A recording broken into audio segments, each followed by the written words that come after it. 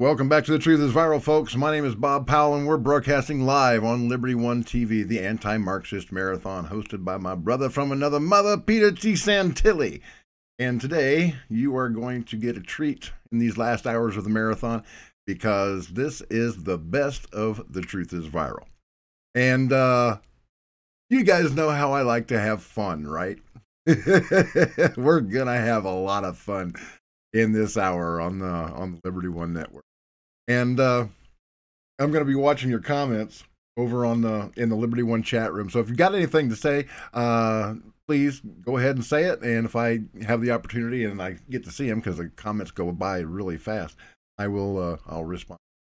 Now, as I said, we like to have fun on The Truth is Viral. Can't be doom and gloom all the time, because if you do, I'm telling you, personal experience, it's going to make your hair fall out. You know what I'm talking about. And one of the greatest things that I've ever done, hands down, was my interview with Hillary Clinton. Now, I did this just a few months ago, and it was something that I'd been wanting to do for a really long time. I didn't think it was ever going to happen, but by golly. And I want you folks to enjoy this right now. This is my interview with Hillary Rodham Clinton, nastiest skank in American politics. Enjoy. Welcome back to The Truth is Viral. My name is Bob Powell, and today's show features my exclusive hard-hitting interview with none other than former Democratic presidential candidate Hillary Clinton. And folks, she's on the phone right now, and I'd like to remind her and everybody that's watching this that I am not a bought and paid for mainstream media shill. I'm going to ask the former Secretary of State the hard questions, and I'm not going to let her weasel out of answering truthfully. So stand by. You're going to love this. You're watching The Truth is Viral, the only news program on the internet trusted to deliver the truth since 2008. And now, here's your host, Mr. Bobby Powell. Secretary Clinton, I'd like to thank you again for agreeing to come on to The Truth is Viral and making a pledge to be absolutely truthful in this groundbreaking interview. I'm sure that your handlers looked into my background before they would allow you to do this interview. Do you mind if I asked what it was that they told you about me?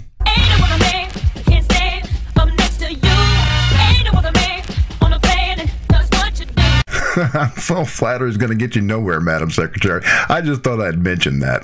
Like I said, I'm not one of these lamestream media stooges that you can influence with power, position, or money, and you can't scare me either. So why don't we get right to the interview? For my first question, I'd like to ask why you think that more than 2/3 of the American people believe that you are the most corrupt and dishonest politician in a generation. I'm a liar! Yeah, I'm a liar! Well, thank you for that refreshing bit of honesty. And can you tell my viewers what you were doing for the 11 hours that you spent testifying in front of the Congressional Benghazi Committee? And what were you thinking as you were being grilled? It's getting hot in here. And what was Congressman Gowdy's response? You can't hide your lying eyes. If you had been as truthful in front of Congress as you're being here with me today, what would you have said? You've been hit by a smooth criminal. Madam Secretary, what did you tell Libyan Ambassador Christopher Stevens before you sent him to Benghazi to arrange for weapons transfers from Gaddafi's armories to the ISIS terrorists that you've been supplying in Syria? You know where you are! You're in the jungle, baby! You're gonna die! Over the last couple of years, your life has been consumed with congressional hearings, press conferences, and debates on the presidential campaign trail. And it seems like whenever you're asked a serious question, you just wipe away those questions like you were cleaning a server. Why is that? I love to dance a little sidestep. Well, Hillary, you're not that slick, because since the American people sent you packing and elected Donald Trump as their president, the Office of the Inspector General has been looking into the FBI's handling of the Benghazi and email investigations and intends to reopen them in light of the reports that FBI agent Peter Strzok soft-pedaled his interview with you. What do you think about that? And during that unrecorded interview with Peter Strzok, you claimed that you could not remember important facts and events 40 times. Why did you have such a hard time remembering those things during the interview? Because I got high. If you're called back to testify about your past scandals, the new looming Uranium One scandal, and that stupid fake Russian dossier that you and the DNC cooked up and paid for, will you continue to lie to Congress and the American people every time that you open your filthy sewer?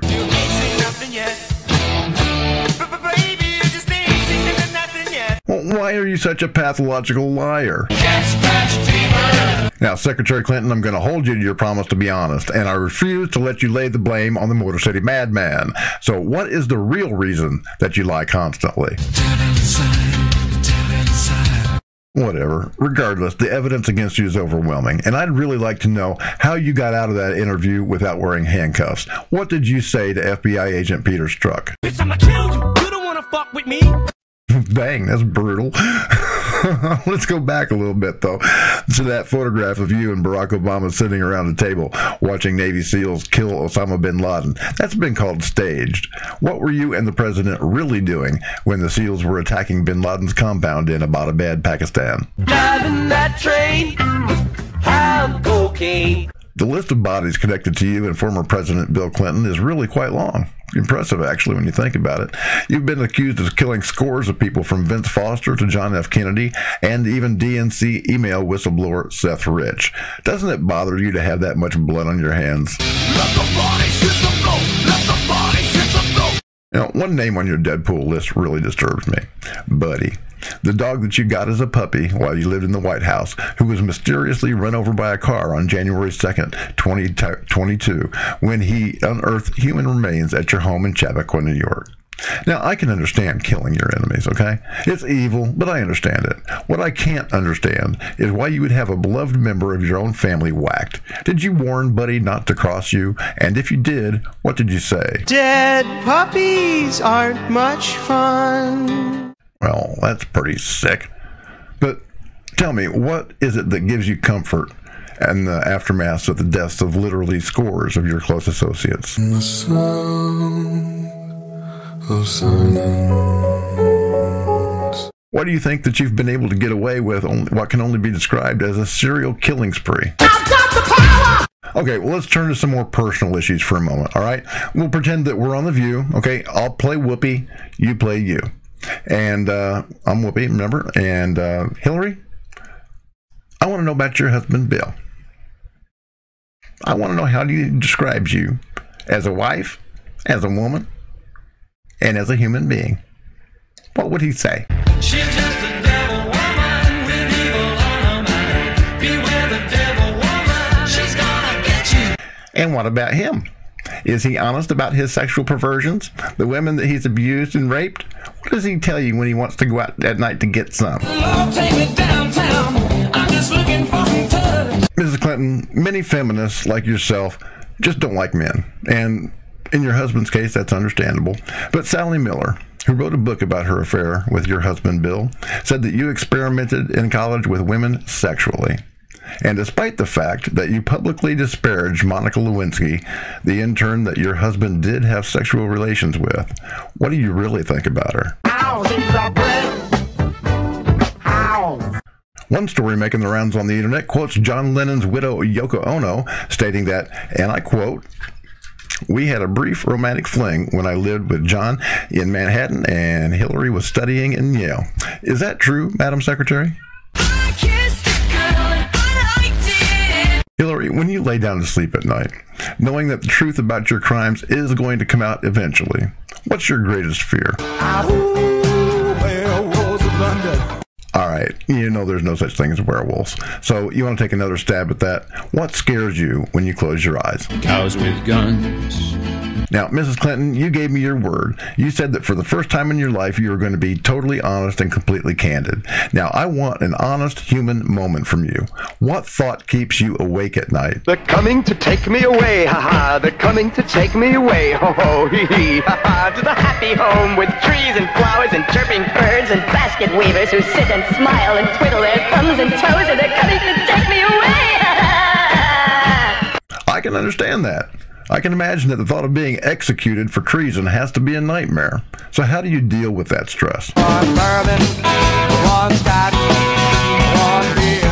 Is alcohol the only crutch that you use to make it from one day to the next? What other substances do you abuse to forget how evil you are and to make life tolerable? Oxycontin, Xanax bars, Percocets, and Loratab. Values, pumping patches, ecstasy, and it's all up for grabs. When you get that high, you've got to have the nastiest case of the munchies. So, what's your favorite snack food? Fish heads, roly-poly fish heads, fish heads, eat them up, yum. Okay, so you're good with being so heavily medicated that you eat fish heads. You forget what room that you're in, and you have trouble walking to your limo. Why do you do that to yourself? As a young defense lawyer, you laughed after you got a man who had raped a 12-year-old girl into a coma off with time served by suppressing evidence and smearing the child by stating that she had a thing for older men and that she had asked for it. You take money from Muslim regimes that imprison and kill gays, and you still want to portray yourself as a defender of women and the LGBTQ community. So what do you got to say about that? Isn't it ironic? Don't you think? Mrs. Clinton, it's obvious to me by now that you are literally a malignant narcissist, a pathological lying psychopath that will say and do anything in order to advance the devil's agenda. Why can't we be friends? Why can't we be friends? Because you're a freak show, lady, that's why. You're completely out of your gourd. You may be right. I may be crazy. Crazy's a given, Hillary, but I'd like to know what it was that made you think that you were qualified to be president of the United States in the first place. 'Cause of my hump, my hump, my hump, my hump, my hump, my hump, my hump, my lovely lady lumps. Check it out.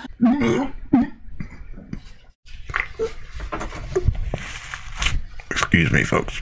That was just a little too much. Okay. Back to the interview.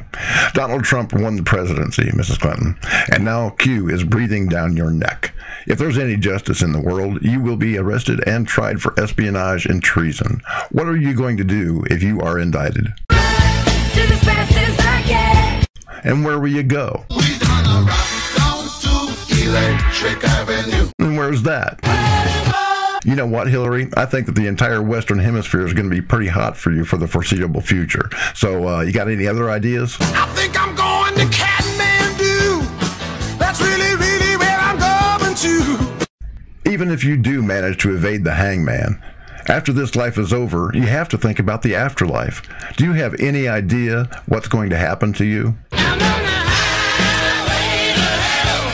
Yeah, well, good luck with that. You know, you are without a doubt one of the most evil women it's been my displeasure to speak with. If you could go back and visit your younger self to warn her of the corrupt, decaying shell of a human being that you've become, what would you tell her?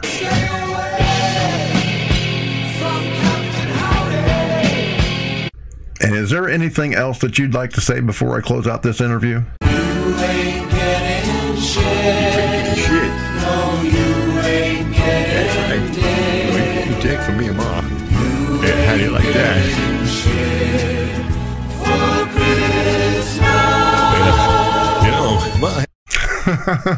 Well, you know what? That's perfectly okay, Mrs. Clinton, because I'm pretty sure that any present from you would most likely tick. So good luck with your life, because, Sweet Pea, you're going to need it. And thank you again for being on The Truth is Viral.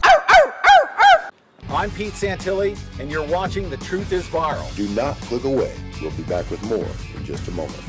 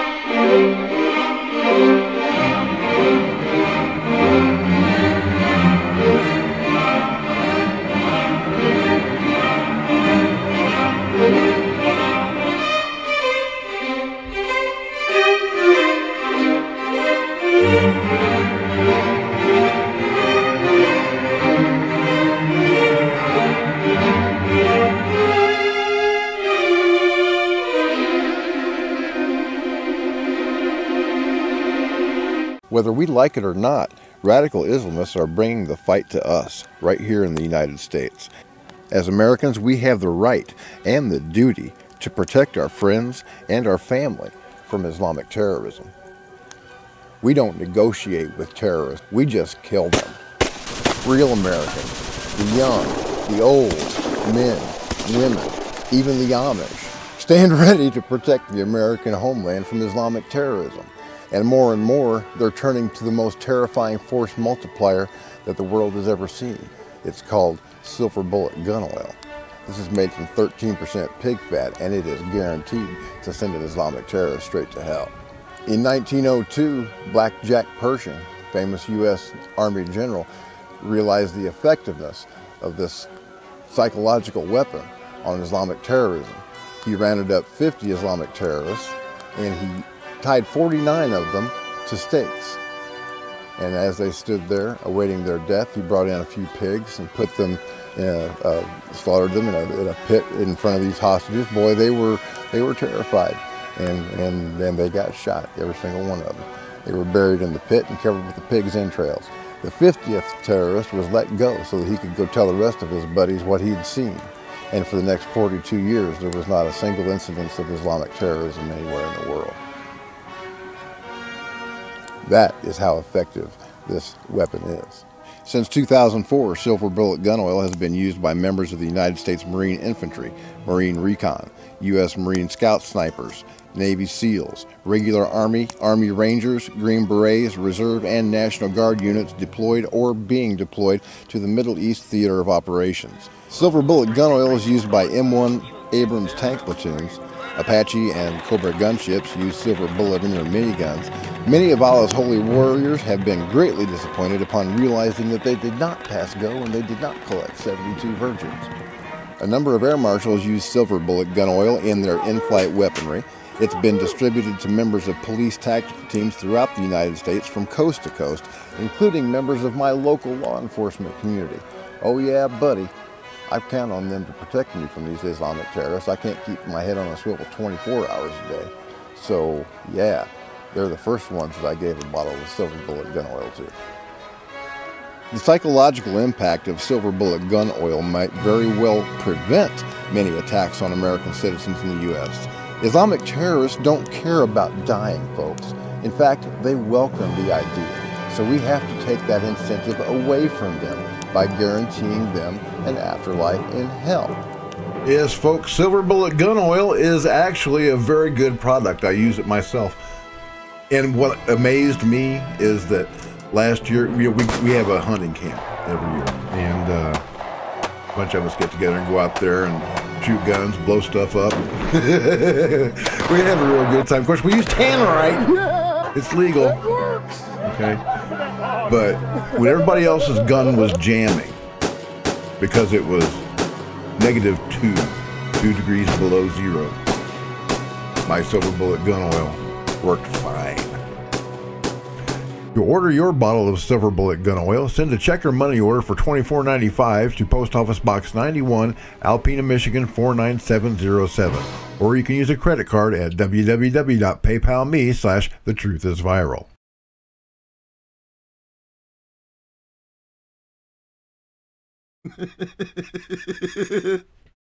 I know, I enjoyed it. I loved all the people in the Liberty One chat room that are enjoying it too. They're cracking me up with their comments. It's funny. It really is funny. And like I said, folks, we can't be so serious all the time. We're in a war. There's no doubt about it. And we're going into battle. But as my battle buddies, my Marine Corps brothers know, you got to maintain a certain sense of humor. If you don't, you're gonna just lose your mind. So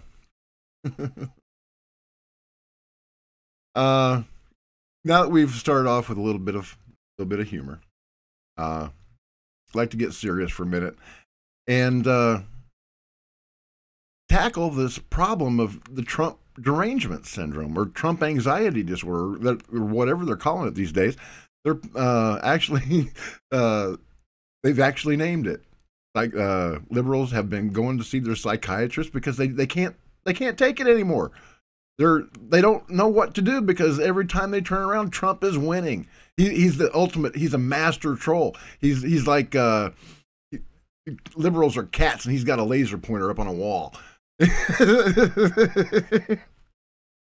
While he's getting stuff done, while he's bringing the unemployment rate down to the lowest levels in history for blacks and Hispanics, while he's bringing our economy up like 4.1%, which is incredible. They've got nothing but Stormy Daniels and Omarosa Manigault Newman and Tom Arnold now, who is running after a tape that doesn't exist. He's about to put up a new special on Netflix that showcases him running around looking for the Russian PP tape. Let me tell you something, Tom. It doesn't exist. There's a tape of Chelsea Handler getting urinated on in the Gulf of Mexico, though. I'd share that with you, but I don't want to get banned off Facebook, and I don't want to get Liberty One into trouble. But it's out there. Go search for it. And you know what else is funny? That woman that was making fun of Sarah Sanders, the press secretary, Michelle, what's her name?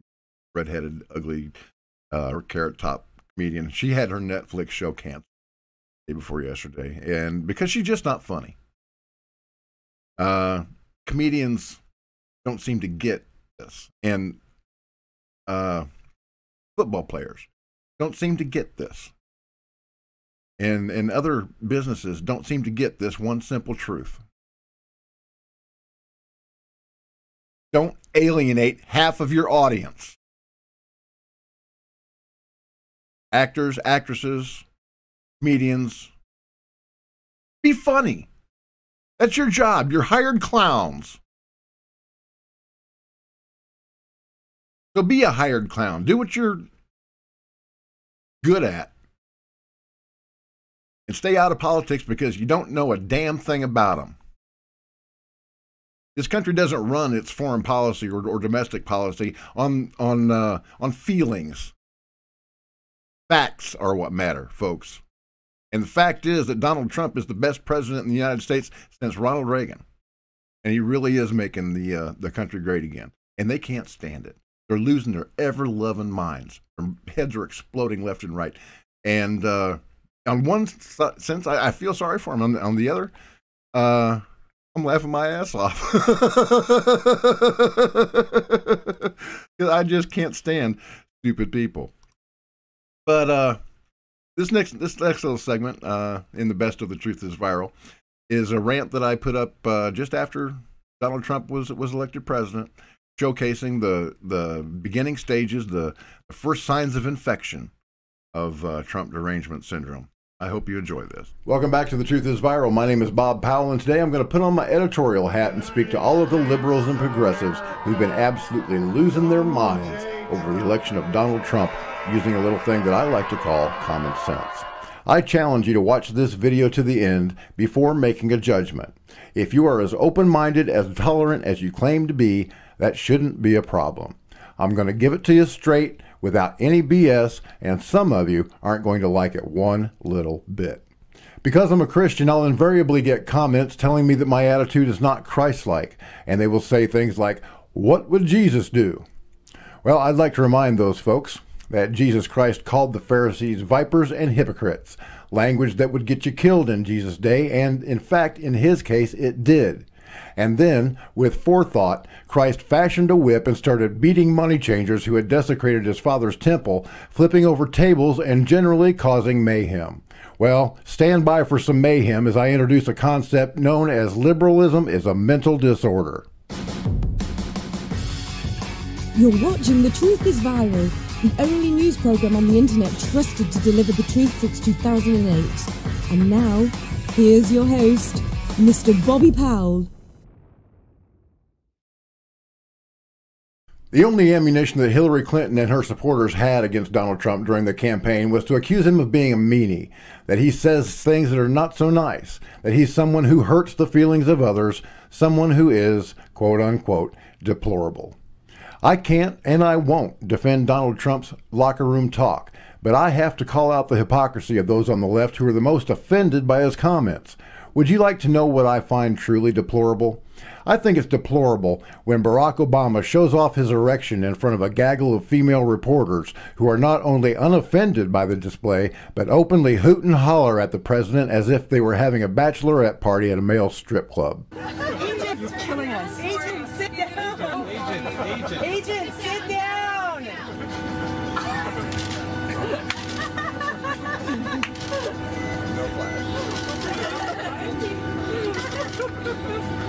I think it is deplorable for Michelle Obama to claim that Donald Trump's comments shook her to the core while calling Beyonce a wonderful role model for her children, taking Sasha and Malia to a Jay-Z concert where songs like his magnum opus Pussy is performed.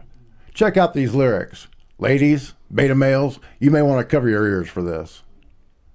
I ain't no rapper, but I'ma say my shit when it comes down to that mother blanking clit, clit, clit. Niggas are sick, sick, sick. Turn on you quick, quick, quick. That's why I be giving mommy much dick, dick, dick. Why y'all chumps be copping them furs and all that, feigning for this pussy as if y'all was on crack. When it comes to the truth, I can't hold back. Oh my gosh, that takes a lot of talent. Malia Obama is only 18 years old, and she was caught on video openly using drugs and shaking that ass for the camera like a common stripper. Gee, I wonder where she learned that. Beyonce and Jay-Z, wonderful role models. Those are some fine role models you chose there, Michelle. You did a real bang-up job as a parent. Your daughter is now a hoochie mama. I think it's deplorable when liberals condemn Tim Tebow for giving thanks to God on the football field, but consider Colin Kaepernick to be some kind of a hero because he refuses to rise for the national anthem. Kaepernick, who's had every advantage that life in the United States has to offer, is nothing but a punk. If he feels so strongly about disrespecting the United States, perhaps he'd like to take me up on my flag challenge. I kind of doubt that he will, though. He kind of seems like a wimp to me. I think it's deplorable when liberals like Miley Cyrus can write a dildo, fillet a sex doll, and masturbate on stage in front of teen and preteen boys and girls and be praised for it.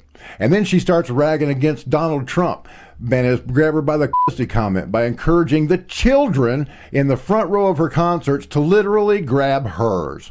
Yet instead of being accused of demeaning women, she's called daring. She's called a role model. It's even more deplorable that parents allow their children to attend one of her disgusting displays.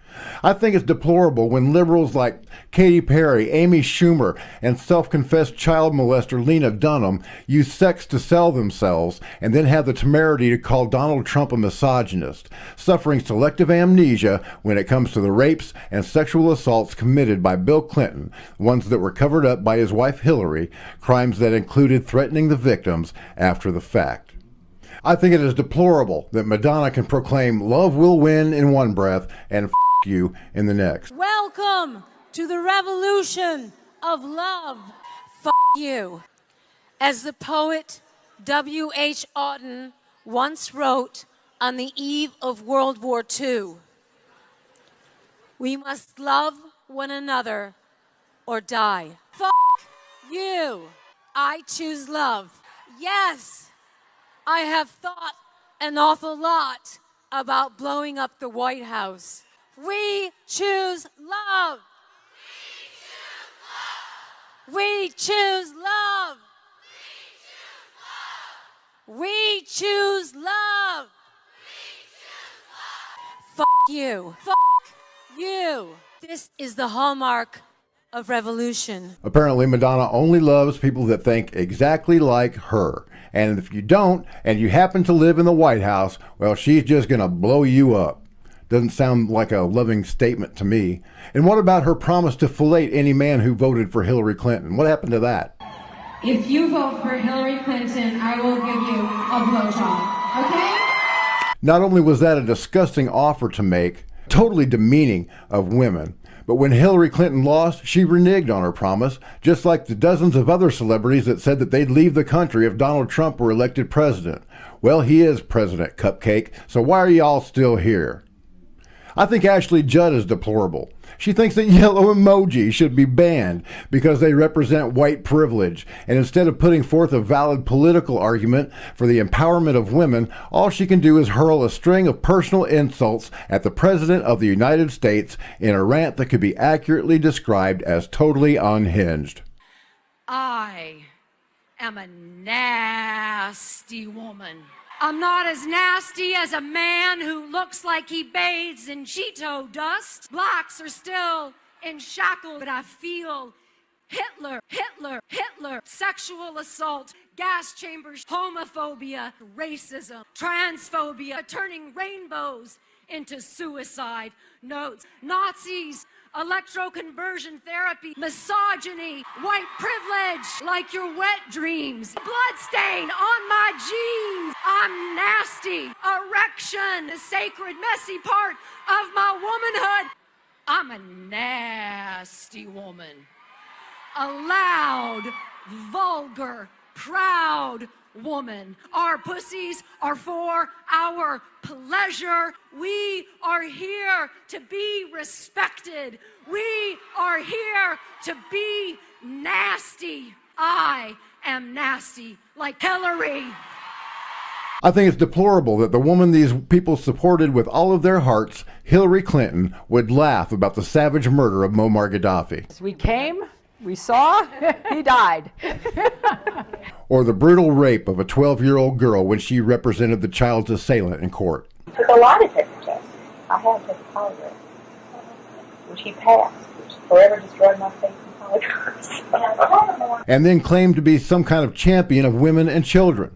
I think it's deplorable that Hillary Clinton accepted scores of millions of dollars from countries where gays are regularly imprisoned and executed, and then claims to stand up for gay rights. I don't recall Hillary Clinton's State Department condemning the treatment of gays in Muslim countries one single time. I also didn't see any Hollywood celebrities using their platforms to decry the horrific treatment of gays and women in Muslim countries. Comedian Sarah Silverman once said that she made fun of Christians because it was easy, that they don't behead you as a Muslim would. I didn't see Silverman standing up for Bernie Sanders after it was proven that the DNC conspired to steal the nomination from him either. See, this is a common trait among the left, folks. They can't take responsibility for anything. If wrongdoing wasn't committed by a straight white man, well, it just didn't happen. I think that it's deplorable when the Democratic Party puts out anti-Trump ads featuring Latino children and the elderly, using language that would make a sailor or a Marine on a 6-month float blush. I want the Republican Party to know we will burn this motherfucker down. Hola, Donald Trump. Racist. Fuck you, racist. Fuck. If you try to deport my abuelita, motherfucker, get the fuck out of my country. Right in the nutsack. That is outright child and elder abuse, but liberals call it edgy and funny. I find that to be truly deplorable. I think that it's deplorable that Hillary Clinton and staffers at the Democratic National Committee call Latinos Taco Bowl voters and gay voters homos, that they can conspire to steal the nomination from Bernie Sanders, calling him a doofus and labeling his supporters basement dwellers. And then the lamestream media and members of the progressive left say nothing, even actively conspiring to hide or discount evidence of wrongdoing by anybody on the left. In fact, the WikiLeaks release of Clinton advisor John Podesta's emails show that Hillary Clinton has hatred in her heart for ordinary Americans, as well as Podesta's own observation that Hillary Clinton lies quite often. Over at Project Veritas, filmmaker James O'Keefe released damning footage of Clinton operatives proudly describing how they incited violence at Trump rallies during the campaign at the behest and with the largesse of communist billionaire George Soros. There's a script. Oh, there is a script. There's a script. Okay. There's a script of engagement. Sometimes the crazies bite, and sometimes the crazies don't bite. They're starting confrontations in the line, right? They're not starting confrontations in the rally, because once they're inside the rally, they're under Secret Service's control. You can message to draw them out and draw them to punch you. So the Chicago protest, when they shut all that was us. Me and I did the Chicago Trump event where we shut down the light bulbs. Yeah. Then, O'Keefe's investigative reporters infiltrated anarchist and communist groups that planned to use butyric acid bombs at inaugural balls in Washington, D.C. Yeah, if you had a freaking pint of butyric acid, I don't care how big the building is, it's closed and it's staying closed for a while. Yeah. Then I can break the cans with a plunger, some stiff rubber bands, and a safety pin thing, so all you gotta do is pull the pin and press the plunger, the whole can discharges. But the lamestream media would not report his findings, although the police and the Secret Service took them very seriously. I find that deplorable. I think that it's deplorable when race pimps like Al Sharpton and Jesse Jackson encourage George Soros-funded Black Lives Matter thugs to burn down cities, ambush police officers, and attack random white people because a cop shot a black man, even if the cop himself was black and the decedent a thug. Yet they have not one word to say about the bloody battlefield known as Chirac, where more black people have been killed by other black people in gang violence than soldiers who have died in Iraq and Afghanistan combined. I think that it's deplorable that more than 50% of black pregnancies are terminated on an abortionist table, terminating the lives of hundreds of thousands of beautiful children who by natural design are full of unlimited potential every single year. And the Reverends Al Sharpton and Jesse Jackson are nowhere to be found. These men are not Christians. Both of them should be ashamed of themselves and turn in their collars. Planned Parenthood is carrying out a genocide against black Americans, a genocide planned by the organization's founder, Margaret Sanger, one of Hillary Clinton's personal heroes, who equated black people to weeds that needed to be exterminated, and the progressive left is all for it. I think that it's deplorable that those innocent black lives don't matter to Al Sharpton and Jesse Jackson, and that conservative pro-life voters are pretty much the only people saying anything about the national disgrace of abortion. I think it's deplorable that children are being sexualized by the media. Little girls are being dressed up like whores and paraded around on stage and are being told that this is normal. I guarantee it's not normal. And I also guarantee that every pedophile in America had every episode of Toddler and Tiaras and other programs like it set to record on their DVRs each and every week. Liberal Hollywood is actually feeding that sickness on a daily basis. The new Fox sitcom The Mick repeatedly subjects a 6-year-old boy to overtly sexual situations. In one episode, he's encouraged to wear a dress where he says, "I can feel the breeze on my vagina." In another, after burning his tongue on a Japanese hibachi, his guardian actually puts a bondage device on his head that forces his mouth to remain open. That's just sick. The Learning Channel has a show called I Am Jazz about another little boy who was dressed as a girl and even put on artificial hormones at an early age by delusional parents. To make matters worse, their doctor performed surgery on the child to make sure that he did not go through natural male puberty. He was physically mutilated, emasculated by the doctor with the full cooperation of the child's parents. That isn't just deplorable, it's downright horrific, barbaric, and criminal. Even the prestigious National Geographic magazine is trying to normalize transgenderism in children. In their January 2017 edition, they told the story of Avery Jackson, a 9-year-old boy whose parents Debbie and Tom started dressing him as a girl when he was just 4 years old. This poor child doesn't know any better, having been brainwashed by his own parents for all of his life, but they do know better. You know, I've got no idea why the Jacksons or any other parent would subject their child to this kind of psychological and physical abuse, because all of the established models of developmental psychology state that a child that young is incapable of seeing themselves as a sexual being. I think it's deplorable that young children are being told by their parents that they are gay or transgendered, filling their heads with the nonsense that this is somehow okay, normal, or natural. Not one of the accepted models of developmental psychology states that a child has any awareness of their sexuality until puberty. The Sigmund Freud school states that the fourth stage of childhood development is the latency stage, and it occurs from age 5 until puberty. A child's interests are repressed during the latency stage and are not awakened until hormones begin to flow when the child reaches puberty. Erik Erikson's model of developmental psychology states the same thing, that children do not even begin to think about their sexual identity until they reach what he called the psychosocial stage of identity versus role confusion, when a child asks, "Who am I and what can I be?"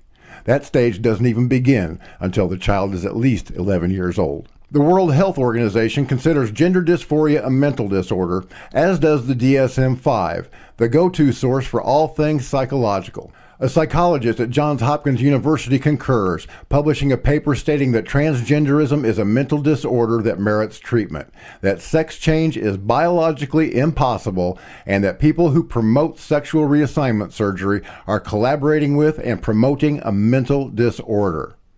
These prepubescent children are being manipulated by their parents and sympathetic doctors in a process that psychologist B.F. Skinner called operant conditioning. They're being trained, like rats negotiating a water-filled maze, to act in a manner that is in direct opposition to normal childhood development. They are being emotionally abused by adults who put their own need to advance a particular social agenda in front of the needs of the child. Liberals, you've lost any moral high ground with me, so I want you to chill out, have a nice frosty glass of shut the hell up until you stop using children to advance your sick agenda, learn to act like grown-ups, and stop throwing temper tantrums because you didn't get your way in an election. I mean, really, who dresses up like a huge vagina and acts like a bunch of idiots in order to make a point? Grow up already. I'd like for you folks to click the link right in the middle of the screen. It's true, transgenderism is a mental disorder. And this is why we can't allow them to be in the United States military. 44% of those that call themselves transgendered end up trying to commit suicide at some point. So sure, let's give them access to battle rifles and high-powered explosives.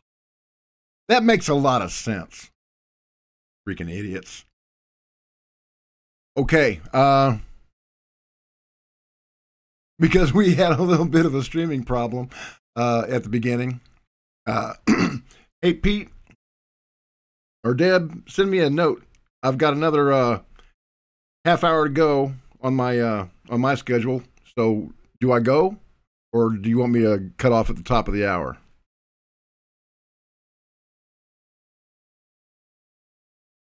Okay. Well, while I'm waiting for an answer on that, I'd like to share something with you. It's a bit personal. I hate cancer.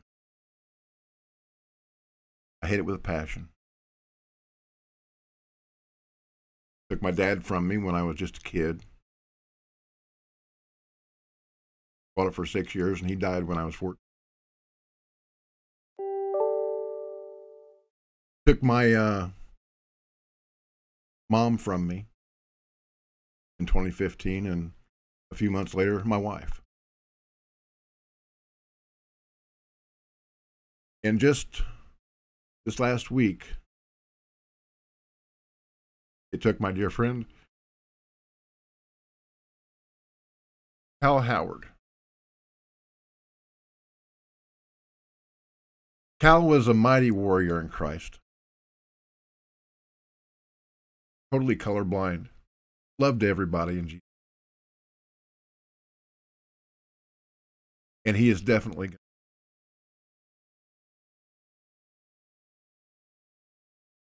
And last year, he and my friends Colin Lounsbury and Way Out Wayne Kinjorski were playing at a venue called the Courtyard for the 4th of July. And I wanted to share this with you. Al was an amazing percussionist. He's the black guy over there on the bongo drum. And I hope you enjoy that. George and Cal Howard rocking the house at the Courtyard now. They've been making noises like they want to quit, but the crowd's not letting them do it.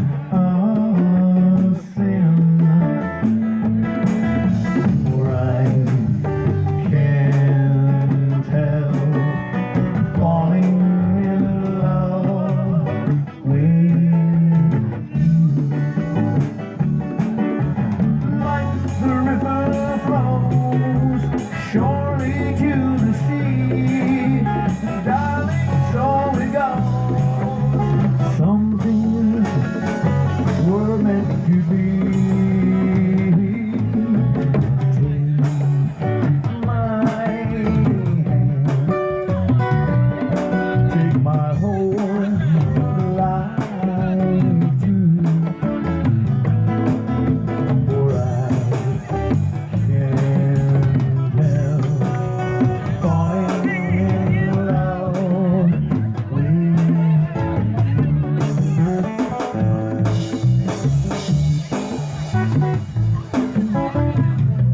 We love you, man. Thank you for hanging out with us on 4th of July. You made our holiday.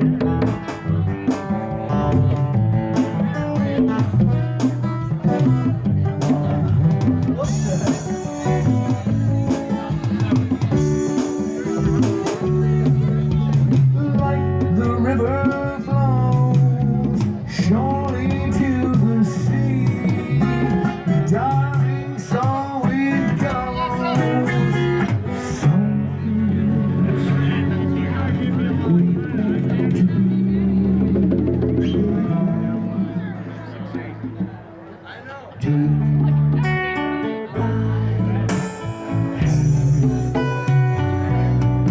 Take my whole life too. But I can't help falling in love with you. But I can't help falling in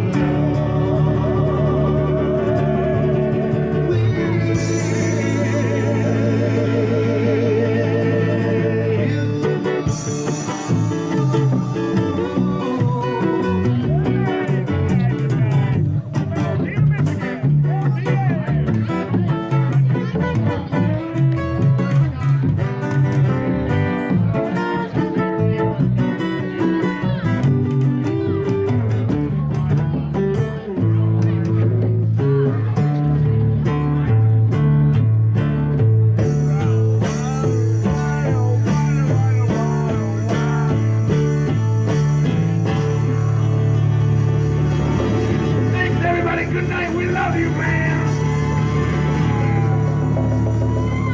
Hey, wait. I hope y'all had a good 4th of July. I've had a And great... that is how I'm going to remember my friend Cal Howard. As a talented musician.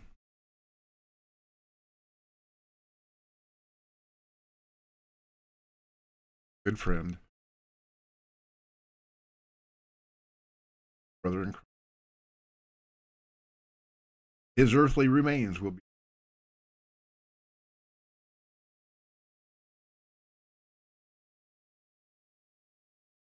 I'm always going to. And folks, I'm going to end the show with a piece of advice.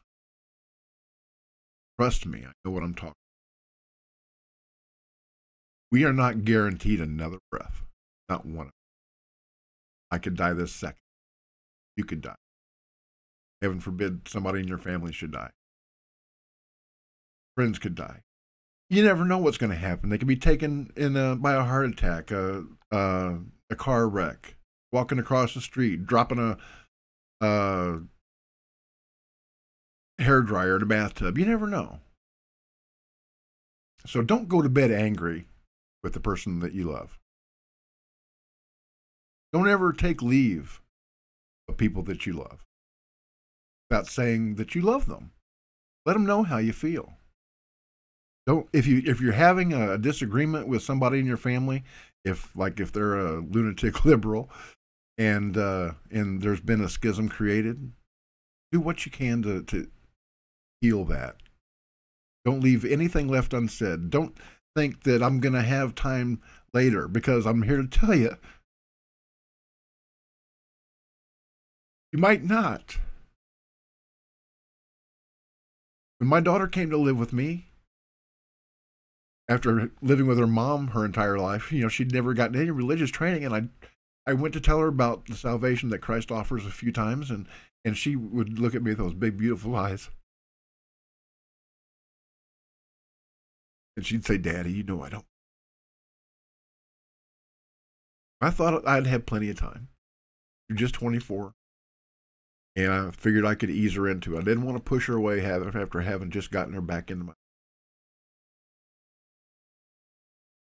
She had a massive heart attack and died. Unsaved.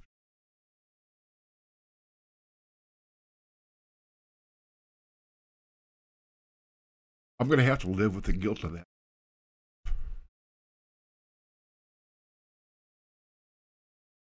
When I went to retrieve her ashes, I made her a promise. And I made a promise to Almighty God that never again would I be ashamed or afraid of what somebody might think of me.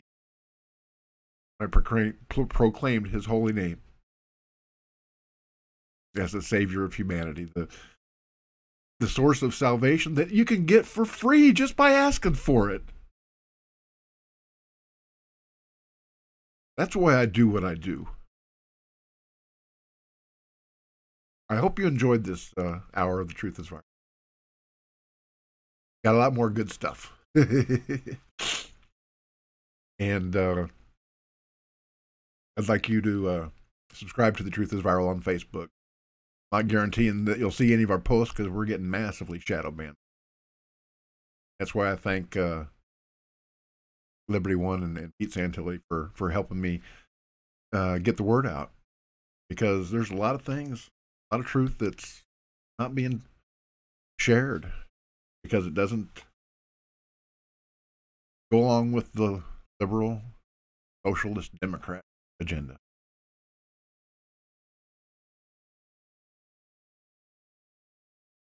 And we've got to get the word out in order to save our republic and save lives and win souls for Jesus Christ in these.